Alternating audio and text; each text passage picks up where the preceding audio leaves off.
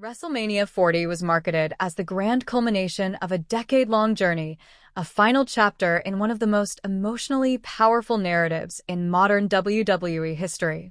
It was meant to be the defining moment where Cody Rhodes, the underdog babyface, finally conquered the seemingly invincible Bloodline faction. Fans were led to believe they were witnessing the satisfying conclusion of a long-running epic, a symbolic transfer of power, and a bold step into a new era. On the surface, it appeared perfect. The hero wins, the villain falls, and the story concludes with poetic justice.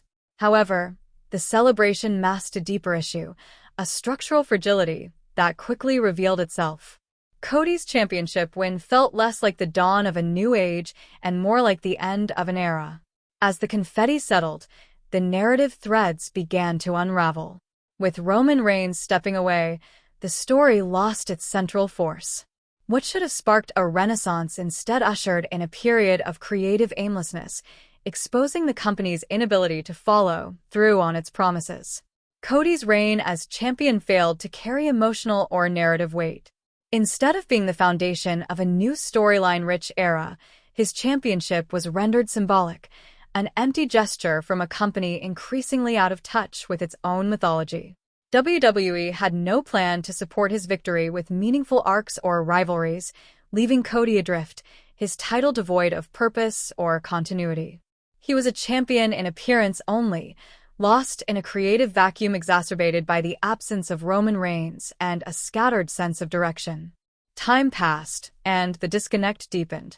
The supposed new era of WWE was exposed as a facade, a corporate illusion marketed as transformation. Instead of genuine evolution, fans were met with superficial changes, most notably John Cena's long-speculated heel turn. This long-awaited character shift, once a dream scenario for fans hungry for narrative depth, was delivered with no emotional foundation, no character logic, just a moment engineered for viral traction. It wasn't a revolutionary turning point. It was a gimmick, stripped of storytelling value and packaged purely for engagement metrics. The handling of Cena's heel turn epitomized WWE's growing prioritization of short-term buzz over long-term narrative investment. The shift came off as hollow and performative, meant to spike social media interactions rather than evoke genuine emotion. It felt sanitized and toothless, diluted by inconsistent booking and pointless interference. Like Cody's reign, it was another wasted opportunity, another casualty of a system more focused on optics than substance. Overarching all this creative decline was the growing influence of TKO, the corporate entity formed from WWE's merger with Endeavor. What was initially hailed as an exciting step toward broader business success quickly became the suffocating force behind WWE's diminishing creative spark. Wrestling, at its best, thrives on emotion and legacy, its physical storytelling, a dramatic ballet of heroes and villains. Under TKO, it became product. Characters turned into content. Matches became brand vehicles. The soul of WWE, once fueled by risk-taking and rich storytelling, was buried beneath layers of analytics, data-driven decision-making, and brand alignment strategies. Even WWE's flagship weekly shows, Raw and SmackDown, began to lose their identities. Once distinct brands with unique stories and characters, they devolved into repetitive programming blocks, seemingly crafted to generate clips rather than narratives. Segments felt disconnected, as if stitched together by content marketers rather than passionate creatives. The emotional core that once made WWE compelling, even during less creatively inspired times, eroded under the pressure of satisfying quarterly earnings and appeasing sponsorship deals. One of the most striking symbols of WWE's creative collapse post-WrestleMania 40 was the backstage influence of Dwayne "The Rock" Johnson. His long-anticipated return, once seen as a dream scenario, morphed into a political nightmare. Instead of being a unifying force, The Rock became a destabilizing figure, exerting control that undermined the vision Triple H had been trying to establish. Where fans once believed Triple H would usher in a golden age of character-driven storytelling, they now watched as he was sidelined by star power and corporate interference. The Rock's presence, once magnetic, now represented disruption. With his influence growing behind the scenes, Triple H's creative roadmap was rewritten or outright discarded, seemingly in real time. Carefully constructed arcs were abandoned for quick spectacle, long-term stories sacrificed for fleeting headlines. The very fabric of the Bloodline saga, which had once drawn audiences into layered, emotionally rich territory, was shredded to make room for celebrity cameos and cross-promotional content. WrestleMania 41, which should have built on the momentum of its predecessor, arrived as a glaring example of WWE's rudderlessness. Though the triple threat main event featuring CM Punk, Seth Rollins, and Roman Reigns delivered an exceptional match with emotional intensity, the rest of the card felt hollow. Lacking a coherent through-line or narrative payoff, the event resembled a collection of set pieces rather than a culmination of a year's storytelling. Matches happened.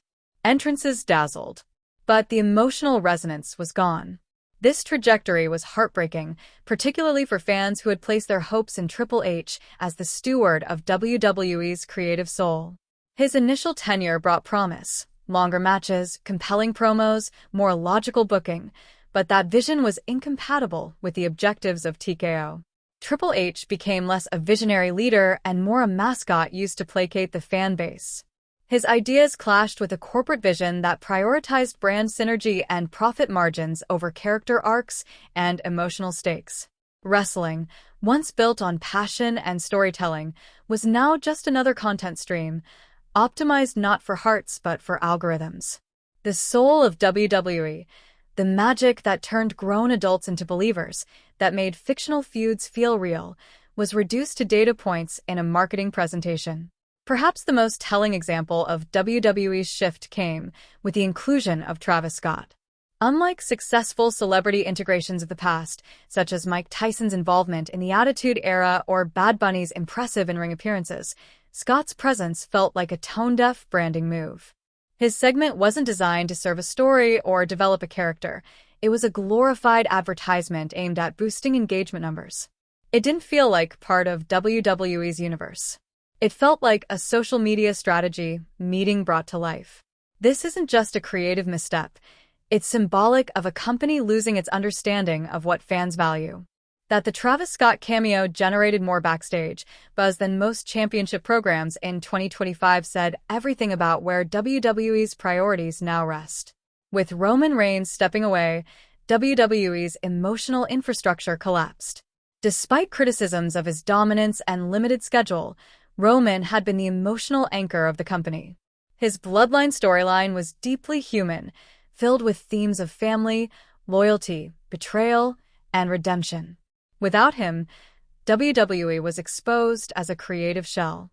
The attempt to center the product around Cody Rhodes fell flat not because of Cody's talent, but because there was no story to support him. His promos became generic, his matches technically sound but